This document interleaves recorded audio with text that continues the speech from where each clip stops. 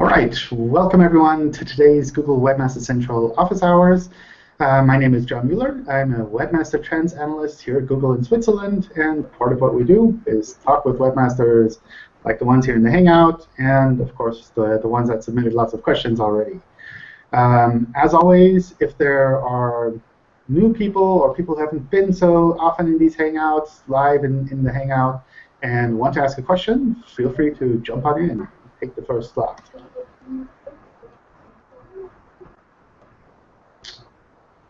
No? I'm sure the questions will come up over time.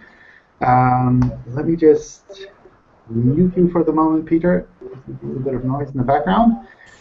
Can I ask a question there? Sure. And John, just following up from the discussion previous to going live, does that mean you said that if you start a new domain but it essentially looks and feels like the old one, the same content, same structure, then Google will try and help the webmaster by assuming it's the same thing? Is that what could be happening to us? No. Because we have started that new domain a year ago. Oh, so our case is totally, yeah. No, it definitely couldn't. Okay. No, it's especially, it's more a situation where if we find exactly the same pages, like the exact same HTML, then we'll assume that these are duplicates of each other, and we'll try to pick a canonical one for you. So that's kind of HTML rather than the content. Exactly. Yeah. I mean, probably just to be fair. Okay. Yes. Just to be fair on the people that haven't been listening to the conversation we had before, it was just more. If you have a site that really has a very, very bad link profile, you know, I think the question was, you know, what do you do? Do you wait? And John, please jump in because I'm kind of paraphrasing what you were saying. But sometimes in these situations, you can wait and you can wait and you can wait, but it might be better if you have a particularly bad link profile to just start afresh, do a new domain. It's a business decision, not an SEO one. You can keep waiting if you want to, but ultimately, you might be waiting a long time. Is that kind of the advice that you were giving? Yeah. I mean, it's kind of like you start a business in a neighborhood, and the neighborhood really goes downhill. Then you could try to help clean the neighborhood up, or you could say, well, I'll cut my losses and maybe move my business somewhere where it's easier to get clients that I'm looking for. So it's not so much an easy decision, because obviously you put a lot of work into building up that site and building up a brand or whatever, and saying, well, I have to cut my losses and move on to something else is definitely a lot of work. So you really have to kind of be sure that the work that you put into moving to a new domain or kind of leaving the old one behind and starting afresh is actually time that's well invested, and not something where you'd say, well, actually cleaning it up would have been a matter of a week, and rebranding is a matter of a couple of months, so we're kind of making a bad decision here. But I think also, just before, I mean, we were talking about disavowing as well, and obviously there is a lot of effort that you can put into finding out every possible site that kind of, you know, that's been linking to you and writing to them, and if they don't respond, then disavowing them. But are you kind of suggesting that even if you do a pretty huge effort and a pretty good job of disavowing and having links removed, that actually, even though you've done that, Google might still kind of look at you and go, yeah, you know, you're not going to respond that easily? I mean, if you really clean things up, and if our algorithms are able to take that into account, then they won't hold a grudge against your site for having had this problem in the past. So that's certainly time you could invest, and where you could expect to kind of see changes happening over time as algorithms take that into account. Okay, so it's not quite so black and white, as in if you did a 70%, 80% good job of kind of fixing the mistakes that you've made in the past, then potentially Google will help you to some extent, but you wouldn't possibly expect to maybe make a full recovery. Not that you'd ever make a full recovery anyway, because the equity that you gain from the links, you would lose from removing them, but at the same time, you might still see some positive benefit. Because, I mean, there's been some discussions about this going on recently, and when I mentioned it before we started talking, I didn't expect it to extend into this, but, you know, a lot of people are kind of unsure what to do, and they're not, you know, they've made mistakes in the past, or many will argue that they weren't mistakes, they were kind of given bad advice, whatever. But, you know, and they try very, very, very hard to clean up. But I guess that perhaps in some situations that's really not going to be enough. Yeah, I'd say it's really rare that I'd recommend that people just start with a new website. So So just me. Well, I've said it to other people before as well. I'm one of them. Hey. Yeah, club of the people with new websites. I mean, from my point of view, for really the largest part of the sites out there, even the ones that followed bad advice, that's something where cleaning it up is time probably well invested. But in some cases, the problem is just so strong that it makes sense to say, OK, I'll cut my losses and move on or start afresh with something where I know I can start with the best practices. I know what I've been doing wrong in the past, and I'm going to avoid doing that. And maybe I have an opportunity to do some fancy marketing to kind of drive things forward in the beginning, to really start with, I don't know, fresh movement, something where you know you have nothing problematic attached to it. Great. And just to, again, I can't remember if this was said before or after, but for the sake of everyone, it's not just a matter of changing the domain. You know, the site does need to at least look in some ways like a different site. You can't just, you know, add a new, hyphen new to the end of your domain name and expect that all your problems will go away, type of thing. Exactly, yeah. And it's worth keeping in mind that you're not starting at the old state, you're starting with a fresh site. So it's definitely a lot of work to kind of get things from that state to something that's, I guess, more reasonably and well running already. That's kind of like saying, well, I'll just start a new business. At some point, you have experience on how to start new business, and you know the things that you need to avoid, but it's still a new business, and you still need to put all of that effort in there to make sure that it starts rolling well. Thanks. Hey, John, related to that, let's say you do move to a new website. Is there any safe way you can redirect people from the old website without worrying about any negative effects being passed on, maybe like through a roboted out link or something like that? So you don't keep two websites at the same time? I mean, that's a kind of a tricky situation, because on the one hand, you want to say, I want to redirect everyone to my new site, but on the other hand, you're saying, I don't really want people to recognize that they're being redirected. So that's, I don't know if I have any great advice there other than doing crazy stuff, which you probably, I don't know if you really want to do that. I mean, you've probably seen a lot of those tricks already. Right, but for example, I do have one of my clients who did a lot of crazy stuff over the years. So I just wanted to move away completely, and we moved to a new domain. It's pretty much the same website. The HTML is a bit different, and it's just a hyphenated name, pretty much the same as is Rob's case. And for the old website, it's still mine, and the admin just put a pop-up to inform users that we've moved to this hyphenated domain name instead. But it's of course not the ideal situation, since people see the pop-up, have to click the link, so on and so forth. So we'd rather just they come to the new website instead. I don't really have any good advice for you there. I mean it gets very close to cloaking, where you're saying users see this behavior and search engines see something completely different, and that's something I try to avoid. That kind of goes against the Webmaster guidelines. So maybe a pop-up like you have it now is really the best approach for the moment. Okay, thanks. John, sorry to get all philosophical on this one, just before we move on, because I don't think there are that many questions anyway.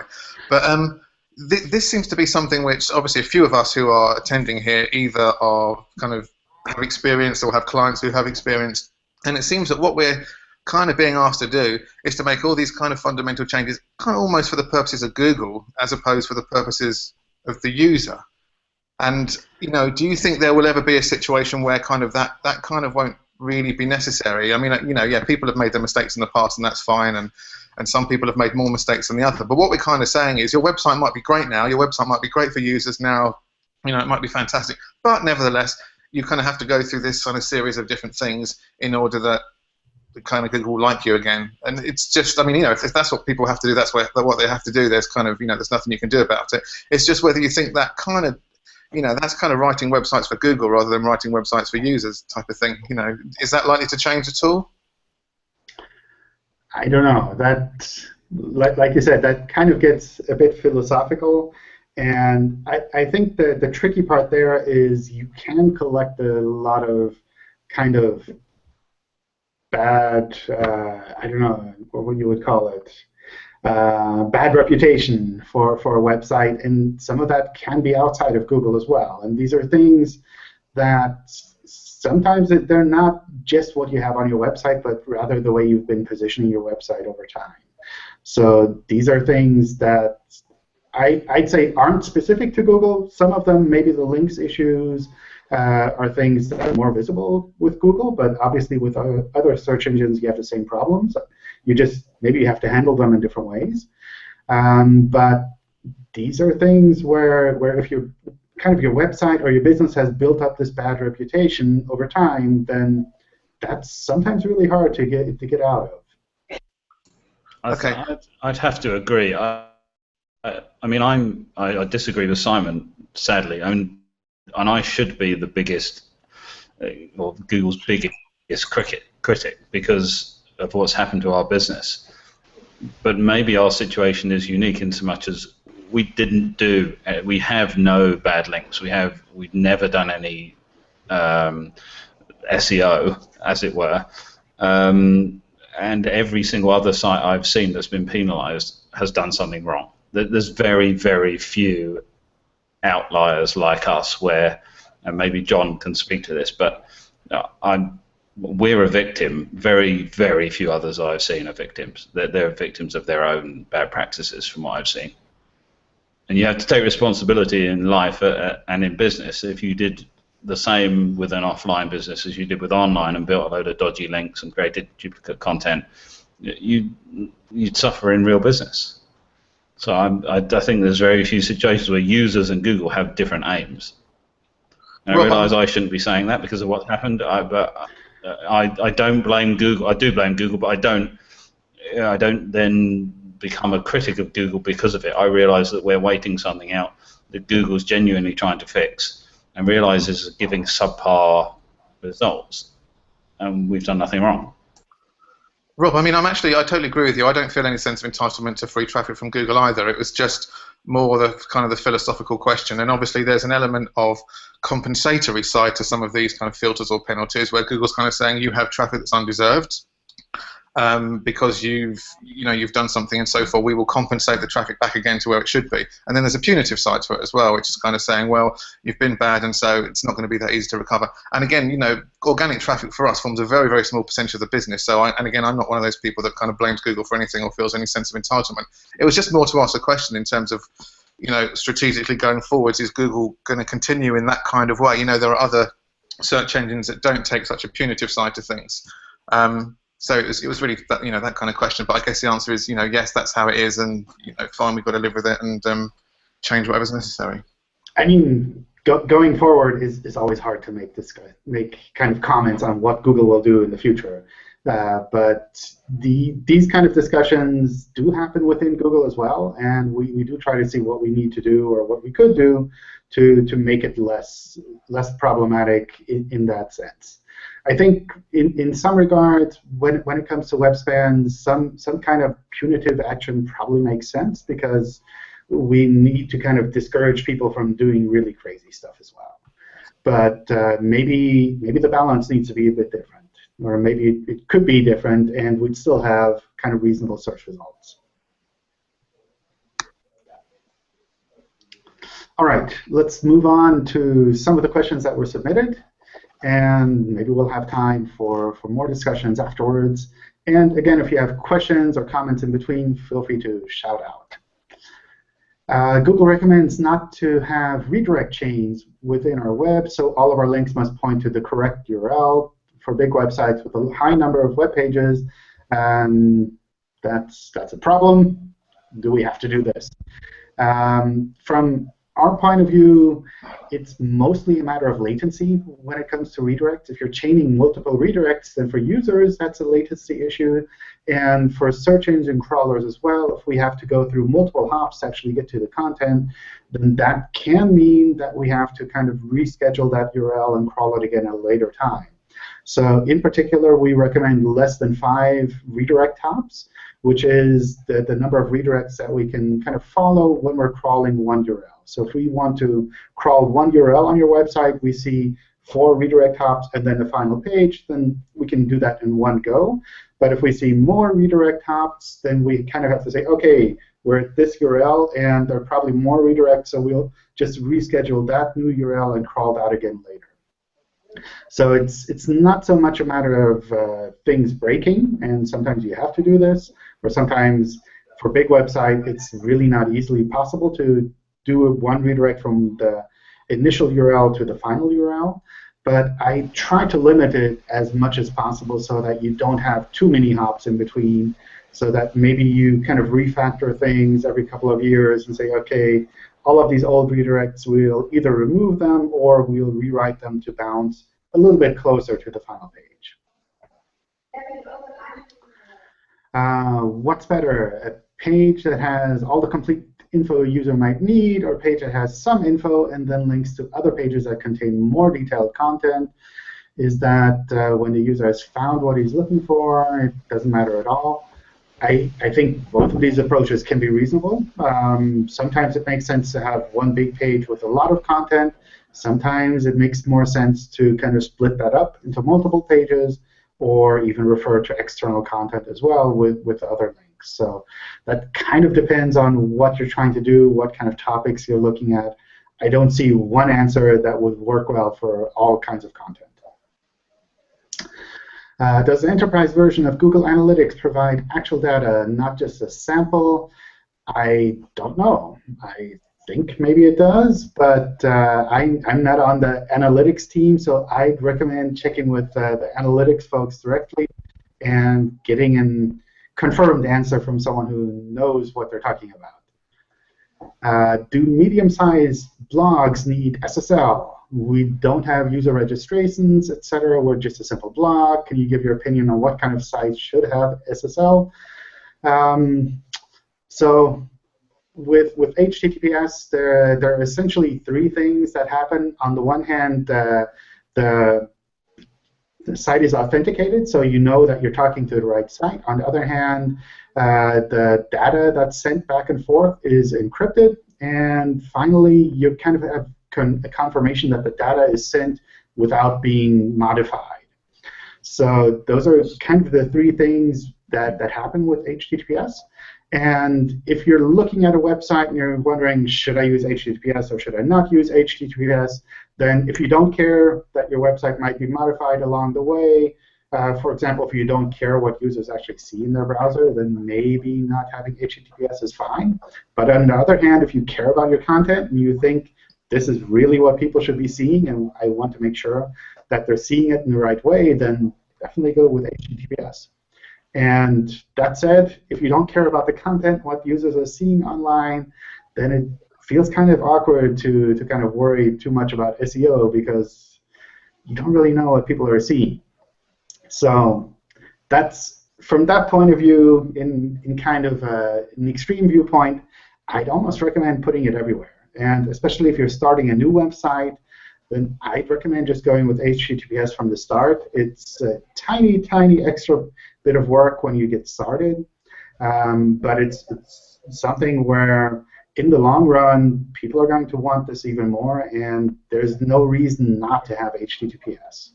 So moving to HTTPS is obviously a bit of work and takes some time if you have a non-HTTPS site, but if you're starting new, I'd go with HTTPS from the start. I guess even in the case of medium-sized blogs, as the question goes, there might still be a, I don't know, subscribe to the blog's newsletter or something like that, where a user might enter his or her email address. So HTTPS could be used to kind of hide that, and also comments as well, and everything else. And one really big thing there is the administrator as well. So if you go to a public Wi-Fi and you log into your blog and you write a new blog post, then you've essentially posted the password to your blog on public Wi-Fi, and anyone could pick that up. So that's something where, especially if you're writing to your blog, if you're logging in and posting content there directly, then I would just go with HTTPS from the start. Should title and alt tags on images be different? Kind of up to you. I think it kind of depends on what you're trying to do there. From an SEO point of view, I believe we pick up the alt. Well, we definitely pick up the alt tag and associate that with the image, but I believe we also pick up the title. So from my point of view, you can use the same. You can use something different, whatever works well with your website. Thing to keep in mind is the title is on the link to the image, and the alt tag is on the image itself. So they're in slightly different forms, and not all images will have a link associated with them. So you might not have titles there.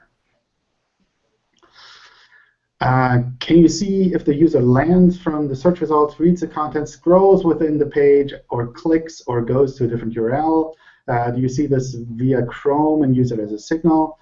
I think as a webmaster, you can definitely track that. If you use something like Google Analytics, if you write your own custom JavaScript, you can kind of track and see what people are doing on your pages, how they're interacting.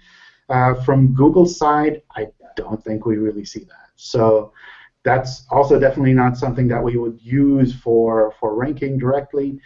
So from my point of view, I'd use this from a webmaster side and use it to try to figure out how you can best engage with your users, and use that to really make sure that your content is the best that it can be for your users, at least for the ones that you're targeting.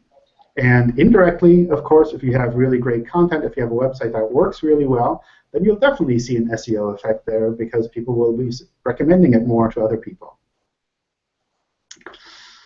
I've noticed unusual fluctuations in the search results. Is there any algorithm change or something else? Yes, we made algorithm changes. Actually, we make them like almost every week. We make thousands of changes every year. So seeing fluctuations or changes in the search results, from my point of view, would be completely normal at any given time. We make them like almost every week. We make thousands of changes. So from that said, I'm not aware of anything specific that you might be seeing. And it's also worth keeping in mind that some of the weather tracking tools, they pick a sample of the search results that they track. And from our point of view, that might not be really a statistically relevant sample. It might be kind of a skewed sample that they're looking at. So sometimes they see things as bigger changes than they actually are overall. And you might notice this when you kind of see discussions around that online, where you see, oh, this weather report tool says it's hot SEO weather, things are changing, but you don't really notice a difference on your site or when you use Google. And sometimes that just means that some things have changed, but they're not necessarily the ones that are affecting your website. Jean, excuse me. Sure. Going back to the HTTPS question, and relating to this new, the new rich cards that you are going to launch in the future, or right now in some versions of Google, I imagine that one of the big sides of HTTPS is about trust. I think that when someone see that the web page is hosted in a secure hosting, or in a secure is served via a secure protocol, it's better. It gains trust. So relating with rich cards, I imagine that when Google is going to show these rich cards on SERPs, you prefer to catch this info from web pages with HTTPS. I imagine because you because you can be sure that this content is has not been changed. I mean, you know. Yeah. I don't know if I am correct. I think, at least in the beginning, we're not going to limit that to HTTPS. I think there's still so many websites that aren't using HTTPS as well as they could that it wouldn't really make sense to do that yet. But maybe at some point in the future, we do have to kind of move more towards HTTPS content. So at the moment with AMP, you need to use HTTPS if you embed anything other than images. So if you have a video, if you have an iframe that you want to embed with AMP, then you need to use HTTPS there. Just because the content that we show within the AMP viewer is also hosted on HTTPS. So we need to make sure that the HTML and the embedded content are both available on HTTPS. But for rich cards, I don't think that's a requirement at the moment. And I think it's too early to speculate on what the requirements might be in the future. I know that there are lots of really big plans for rich cards, so I expect things to kind of just move subtly step by step. But I don't see a requirement from us to say you must use HTTPS, otherwise we won't show your things in search. I don't mean about a requirement, but I imagine that if well, a big amount of web pages are marked with well, or has a structured data markup, and you are going to decide which web pages you are going to show, to display. My way of thinking is that Google prefers to catch those web pages that have a secure protocol. I don't know. It's my opinion. I think at the moment probably not, but I could definitely see that happening over the future, maybe in a couple of years, where we say, well, we need to know that we're talking to the right website, and one way of doing that is with HTTPS. I don't see that happening anytime soon. As much as I would like to encourage everyone to move to HTTPS, I don't want to make any suggestions that you need to do that for rich cards or for us to index your content. But I think that's the right mindset.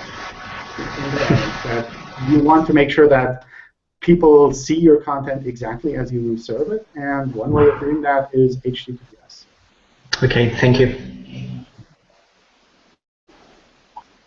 Do links within the page to other pages influence quality of that page? How can you tell that the user found what he was looking for when he landed from the search results of the page containing links to other pages? Sometimes links on a page can improve the quality of a page, but I think that's something where you wouldn't want to see that as kind of an artificial factor, because just because there are links on a page doesn't mean it's necessarily good. We saw that, I don't know, way in the beginning when people would put links to Google or to Wikipedia or CNN on their website and assume that search engines would be naive and think, oh, they're linking to these well-known websites, therefore the content itself must be good. And that's definitely not the case. So you can add value to your website by having links on those pages, but it's not the case that just because you have links, then we'll suddenly see your website as being higher quality. How can you create unique value as a small business without a team of UX designers? I feel that there are only a limited number of ways to present a product. Any advice on how to improve the user experience? I feel I'm almost not really qualified to answer this because I'm also not a user experience designer. But this is something where if you look at it like you might from a small business point of view, which we're active in the physical world, there are lots of ways that you can be creative in providing some additional value within your business without having a professional team behind everything. So I wouldn't assume that you always need a team of designers and people creating something really fancy on your website. Sometimes there are creative things that you can do on a small budget just by coming up with the right ideas. But that's something where I don't think there's one answer that kind of solves it for everyone.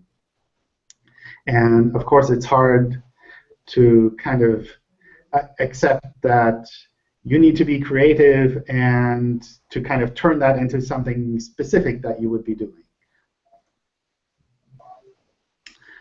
Google has increased the length of titles and meta descriptions. What's the new title and meta description length? I think what happened is we kind of increased the width of the column with the search results on some devices at least. And in general, we try to match the length to what we're displaying. So it's not that there's any character count that we would cut off, but rather that we try to figure out what fits in here, what can we show, and to match it like that. How does Googlebot treat text in elements with hidden attributes? Technically, element not yet or no longer relevant.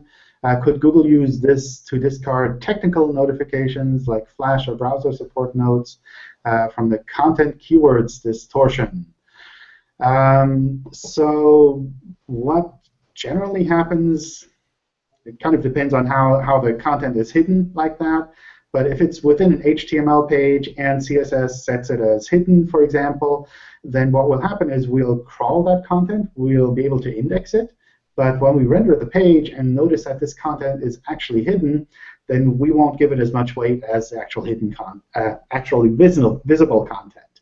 So if someone is searching for that content that's hidden, and we have other pages that are more relevant otherwise, then we'll probably show those. On the other hand, if your page is the only page that really has this content and that content is hidden, then we'll still show your page. So it's not something where I'd say your page is penalized or kind of hidden completely because of this hidden content. With regards to the content keywords distortion, I think that refers to the content keywords feature in Search Console. And from my point of view, I kind of like to turn that off because it does confuse people like here. And it kind of almost suggests that the more often you include the same keywords on your page, the more likely it'll be relevant in the search results, and that's definitely not the case. So if you have good ideas why we should keep the content keywords section in Search Console, maybe drop me a note on Google+, so that we can look at that before we hit the red button and turn it off. An employee copied our product descriptions on eBay. Rankings have dropped. I heard if you move content to a new location, the algorithm will automatically create redirects trying to be smart. Is it possible our authority has been redirected to eBay because of this? Usually not. So usually what would happen if we find exactly the same content somewhere else, then we try to make a decision on which one of these is the canonical version, and we'll pick that one for indexing. On the other hand, if you have your product description on your website and someone copied the description and put it on eBay, then those pages, when you look at them kind of overall, will be very different. And it won't be the case that we'll say, oh, some of this content is the same as here. Maybe we should fold them together. It's more a matter of us looking at these pages and saying, oh, well, these are two unique pages. We'll index them separately. But depending on what people are searching for, maybe it makes sense to show this one or that one. So particularly if we recognize that someone's searching for something maybe more geared towards eBay, then maybe we'll show the eBay version. If someone's searching for something that maybe they can pick up in a physical store nearby, then maybe they'll show your version. So from that point of view, it's not that they're hijacking your search results or that there's anything kind of problematic happening there. It's just a matter of our search algorithms trying to figure out which one of these pages is the more relevant one in which situation when someone is searching. John, I actually had this happen to one of my clients a couple of months ago. where for they're an e-commerce store and their products have descriptions that many other e-commerce stores also have. And at some point, they just disappeared completely in the top 100 results. And I noticed that they were in the supplemental results. So we just added like a short extra information that was relevant to the product, something that was, of course, unique. And we appeared back in just a couple of days. And I'm just speaking for the queries related to the name of the product, and that's it, no other. I don't know. That sounds like it would be something different, though. So maybe there were other things kind of in play there. But if you run across a situation like that and it's still live, it would be great to kind of send me some examples. I can definitely take a look to kind of see what exactly is happening there. Because we should be able to say, well, this is some completely different page that has some of the same content on it, but we will try to rank them kind of individually of each other. So if you see that we're kind of getting this completely wrong, then I'd love some live examples from anyone, essentially. Feel free to just send me a private note on Google+, and I'll try to pass that on to the team. Well, the product description was pretty much about 90% of the content for those pages. So I was assuming that the supplemental results, this is why the site pointed to the supplemental results. I mean, you cannot show every single website that has that product if they have the exact same description. Yeah, I don't know. I'd have to look at the case. It might depend a little bit on the exact situation there, but for the most part, we should be just indexing these separately. And what sometimes does happen is if we were to show exactly the same snippet or the same kind of information based on what we have from these pages, that we'll pick one of these to show and not the other one. But that shouldn't be the case, that some random page that copies your content ranks instead of your content. Okay, I'll send you an example for that. Okay, great. Yeah, but excuse me, but it's true that this not only happens, for example, in e-commerce sites, because it's about news or posts in blogs, that there is someone with a site with more authority than yours, and it can copy your content, and then this site ranks better than you. So the thing is how Google handles this situation when you have to decide to choose between authority or the date of publication. I don't know. Yes, the original author of the content. That's sometimes really hard.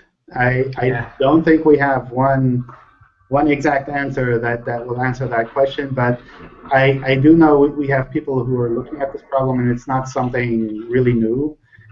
This kind of comes and goes over the years. So that's kind of something where I assume for the most part we get it right now. I'm sure there are situations where we get it wrong, and having those examples is really useful for the team. Okay. Panda question. Regarding Panda, if the improvements are right, will the penalty be lifted automatically, or will I still have to wait until the next Google update or data refresh to see a big jump? So Panda essentially rolls out regularly. You don't have to do anything specific. You don't have to wait for any big algorithm update to see a jump there.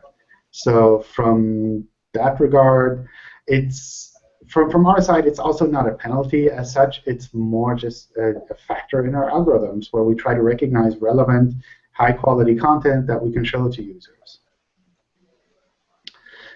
My point for hidden attribute is words like required JavaScript, download Flash, outdated browser are not content or useful to users. I wish there was a way to hide such irrelevant content from being indexed.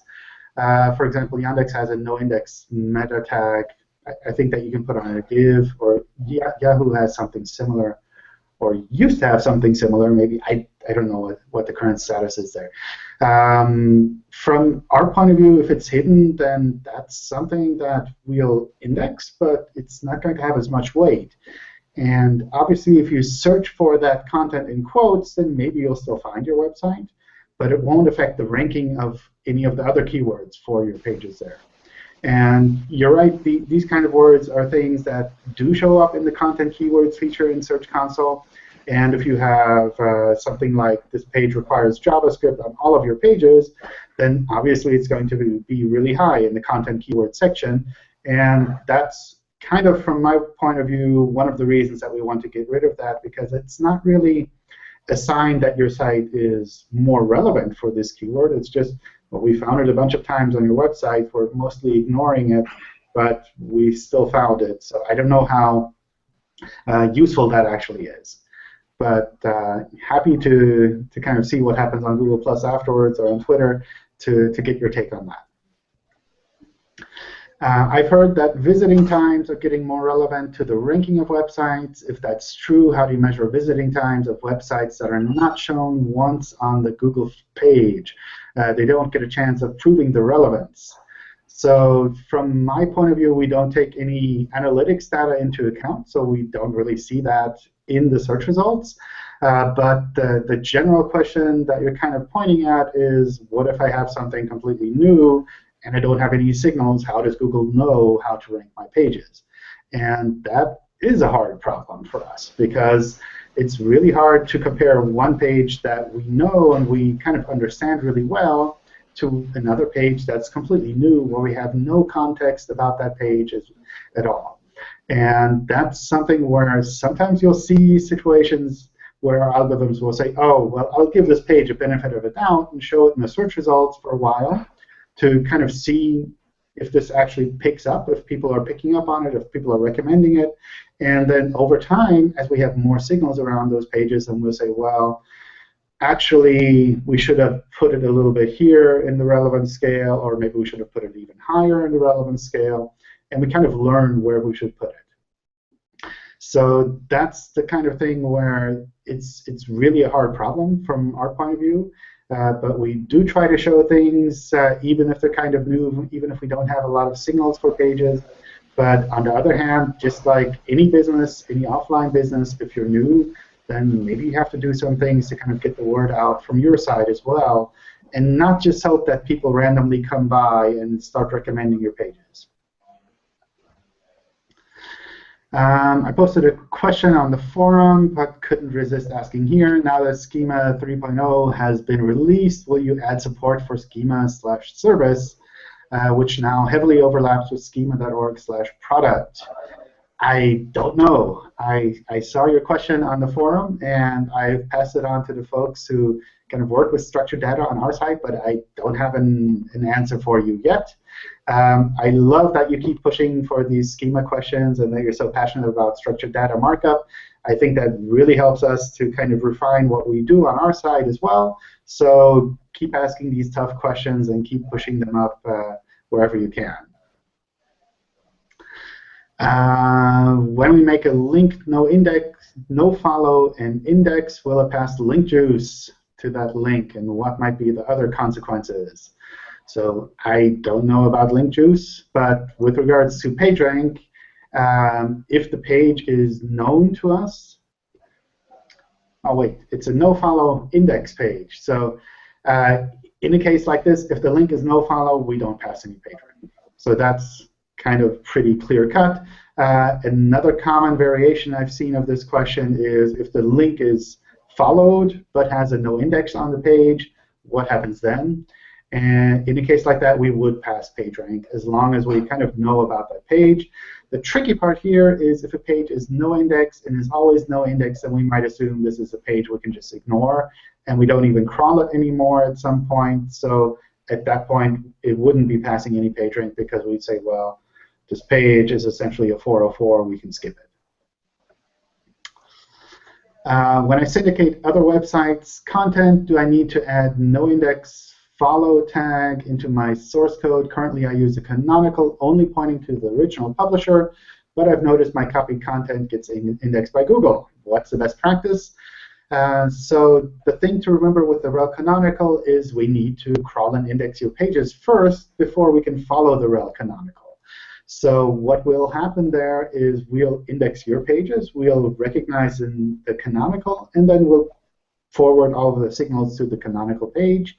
But if you explicitly search for your URLs, then maybe you'll still see them in the search results. So from my point of view, that's not something you need to worry about. The rel canonical will take care of that for you. And over time, it'll essentially result in the canonical URL being indexed, and your URL not really having any signals, kind of not being visible in the search results. Knowledge graph panels won't show for any of our brand queries despite following all recommendations. It seems like it might be a Google bug, as nothing is working. Can you look into it?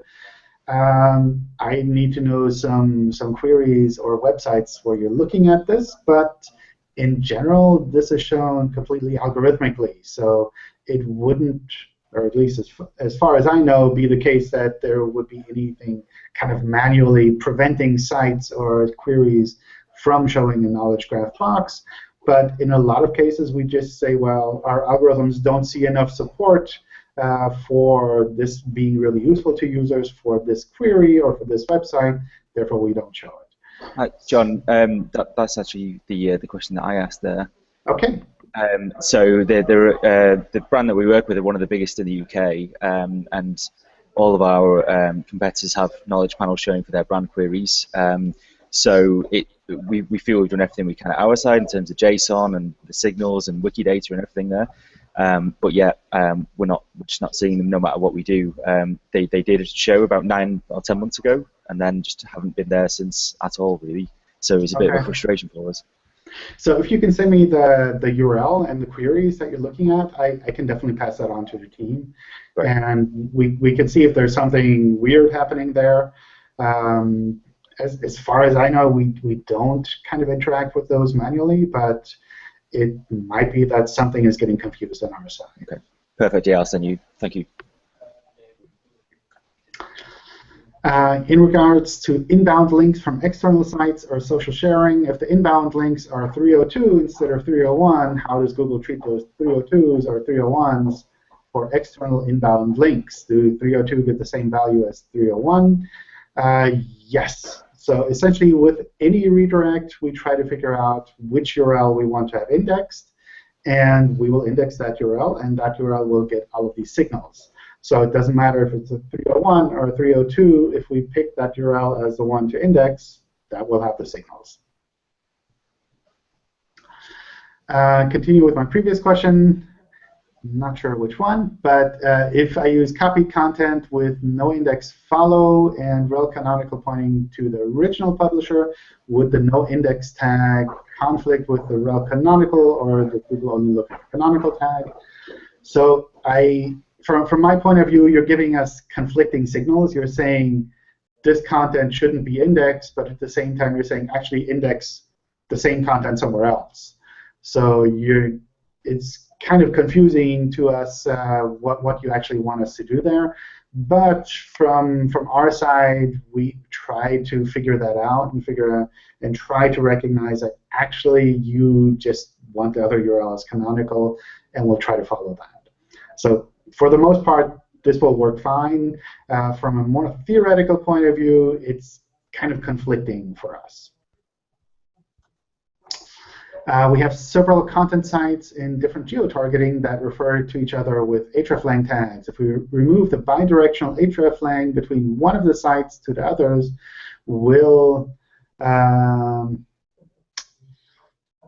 be the only one that, or will that site, I guess, be the only one that gets hit, or the other ones as well? Hard to say. So it kind of depends on how visible these sites individually are in the search results. So for example, if you have one page that's really visible in the search results in general across different countries, and you remove the hreflang link between the other pages, then that will result in maybe the wrong version being shown in the search results. So it's not so much that the ranking will drop for these pages, but more that we're showing the wrong version of the URL to users in those individual countries. So that's something where I'd be really cautious with removing hreflang, especially if it's working for you at the moment. What steps did you take to do the migration of Webmaster Tools to Search Console? We didn't actually do much other than change the name at the moment. So we haven't moved to a different URL. But when we do move to a different URL, we'll try to follow the advice that we have in our Help Center. And if we notice that the engineers are doing it wrong, we will tap them on the fingers and point them at our Help Center article and show them what they should be doing differently. But the thing to keep in mind here in general is just because a big site does something doesn't mean that it's technically correct. There are lots of situations where we as Google do something where I'd say, well, this is not the way that we recommend it in our guidelines, in our Help Center.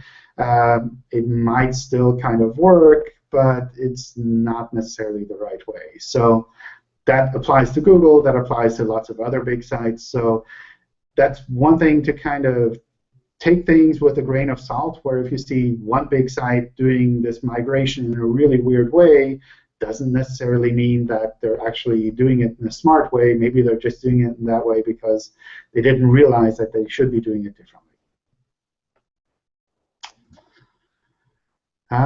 We just have a couple of minutes left. Let me run through these 4 questions, and maybe we'll still have a moment for more questions. I built a search page for users that can refine the results. Both pages have similar titles and descriptions. I don't actually know what the question is here, so I'll have to skip that one. I migrated my site from HTTP to HTTPS. Many of the pages are not indexed yet. How to make them crawl and index. I've submitted a sitemap too. I double-checked the Help Center on that. We have some tips on how to submit a sitemap and what to do there to kind of have this migration be picked up a little bit faster. We lost review snippets last year, largest review site in niche. Tried everything to fix. Smaller new competitors have them now. We're #1 for most queries. The site operator shows them and the tester passes. Is this manual action? What to do? If it's a manual action, then you would see that in Search Console. That would be visible there, and you can do a reconsideration request there. What might just be happening is that our quality algorithms are not quite as happy as they could be with your website overall. So what I'd recommend doing there is maybe posting in the help forum and getting some other peers to kind of take a look at your site to see what might be happening there. And then we have one question in French, which doesn't really have a question. All right. I think we made it through. Next. Someone just spoke up. It was me, I think. Can you hear me? Yes. Yes, excellent. I asked a question about the review snippets. Okay. And we have asked in the past on the help forum a couple of times. And someone very nice, Grace, even provided markup for us to follow, and we implemented it pretty much exactly, but it hasn't had any effect as such. Seems contradictory that when we put in certain queries, we are quite comfortably, but our competitors underneath, lesser established, have got star ratings, and they've been using it as like to advertise their product versus ours, and we used to have them. It's appeared overnight. It's very awkward. We don't know how to fix it because I didn't think it was manual because as we would have some console, but we started to think it possibly is because we don't have any explanation. Otherwise. Maybe you can send me a note with the URL and some of the queries that you're looking at, and I can take a look at that with the team as well. Okay. Yeah. Thanks very much. Sure. All right. One quick thing I wanted to mention for the next Hangout, I think it's end of the month, we have a site clinic planned. If you have a site that you'd like to submit there, make sure to kind of dig out that Hangout link and submit the site there. Or if you work together with an SMB or someone locally who has a site where you think it might be helpful to get tips from us or maybe a confirmation that they're doing the right thing, feel free to submit that there. And we'll try to include a lot of these for the next Hangout with the site clinic there. Is that only brick and mortar though, John? Because that's what the invite says. Yeah, we're going to try to focus on that, but if there are other things that are submitted, we'll see if we can include those as well. And maybe we need to take this and kind of broaden things up a little bit for the future as well. All right, with that, I'm kind of out of time. So I'd just like to thank all of you for all of the questions and all of the interesting discussions we've had. Maybe we'll see you again in one of the future Hangouts with the site clinic, or maybe one of the other ones as well. All right, have a great weekend, everyone. Thanks again for coming, and have a good time. Bye. Bye, John. Have a good weekend. Bye. Bye.